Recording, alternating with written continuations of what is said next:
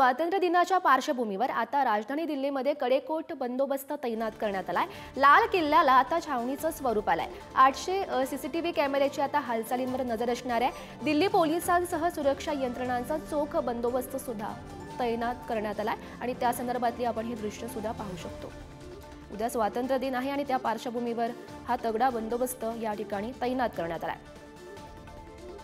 देशात एकीकडे स्वातंत्र्य दिनाचा मोठा उत्साह आपल्याला पाहायला मिळत आहे, तर दुसरीकडे राजधानी दिल्लीमधील लाल किल्ल्याला एक छावणीचं स्वरूप प्राप्त झालेलं आहे। स्वातंत्र्य दिनाच्या पूर्वसंध्येच्या अगोदर राजधानी दिल्लीमध्ये सुरक्षा व्यवस्थेचं 7 लेयरचं कड या ठिकाणी आपल्याला पाहायला मिळत आहे। तुम्ही जे दृश्य पाहतायत ती आहेत राजधानी दिल्लीतील लाल किल्ल्याच्या भोवतीची आणि याच लाल किल्ल्यावरून पंतप्रधान नरेंद्र मोदी उद्या ध्वजारोहण करणार आहे। त्या पूर्वसंध्येच्या अगोदर आपण जर पाहिलं तर राजधानी दिल्लीतील लाल किल्ल्याच्या बाहेर मोठ्या सुरक्षा व्यवस्था तैनात केलेल्या आहेत।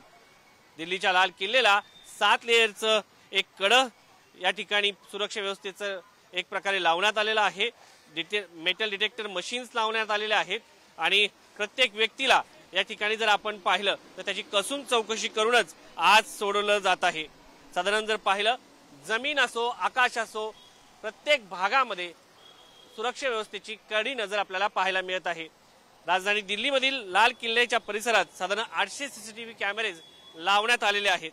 त्या